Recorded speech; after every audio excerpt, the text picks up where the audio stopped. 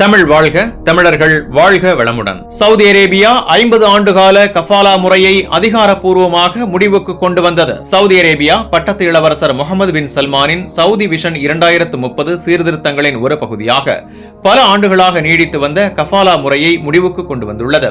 கஃபாலா அமைப்பு என்பது 1950களில் அறிமுகப்படுத்தப்பட்ட புலம்பெயர்ந்த தொழிலாளியின் சட்டப்பூர்வ அந்தஸ்தை அவர்களின் முதலாளி அல்லது கஃபீலுடன் இணைத்தது. முதலாளிகள் தொழிலாளர்கள் வேலைகளை மாற்றும் அல்லது நாட்டை விட்டு வெளியேறும் திறனை கட்டுப்படுத்தினர். இது பெரும்பாலும் பாஸ்போர்ட் பறிமுதல் மற்றும் ஊதியம் நிறுத்தி வைப்பு போன்றவற்றிற்கு வழிவகுத்தது. விஷன் 2030 மாற்றங்களாவது, தொழிலாளர்கள் தங்கள் ஒப்பந்தம் முடிந்த பிறகு அல்லது தங்கள் முதலாளிக்கு அறிவிப்பதன் மூலம் வேலைகளை மாற்றலாம். வெளியேறும் விசாக்கள் அல்லது முதலாளியின் ஒப்புதல் இல்லாமல் சவுதி அரேபியாவை விட்டு வெளியேறலாம். மீறல்களை மிகவும் திறம்பட கையாள தொழிலாளர் நீதிமன்றங்கள் என புதிய விதிகள் கொண்டுவரப்பட்டுள்ளன.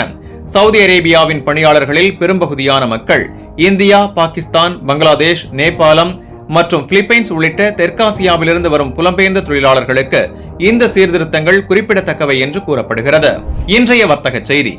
சவுதி ரியாலுக்கு நிகரான இந்திய ரூபாயின் ஆன்லைன் மதிப்பு ரூபாய் 23.43, ஸ்ரீலங்கா ரூபாயின் ஆன்லைன் மதிப்பு ரூபாய் 80.91, அமெரிக்க டாலருக்கு நிகரான இந்திய ரூபாயின் மதிப்பு ரூபாய் 87.87, அதுபோல் இலங்கை ரூபாயின் மதிப்பு ரூபாய் 303.42, ஒரு யூரோவுக்கு நிகரான அமெரிக்க டாலர் 1.15 என்ற மதிப்பில் உள்ளது.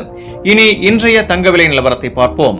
சவுதி அரேபியாவில் 22 கேரட் 1 கிராம் 462 ரியால்கள், 1 பவுன் 3696 ரியால்கள். இந்தியாவில் 22 கேரட் தங்கம் 1 கிராம் ரூபாய் 11,465 என்ற அளவிலும் 1 பவுன் ரூபாய் 91,720க்கும் விற்கப்படுகிறது.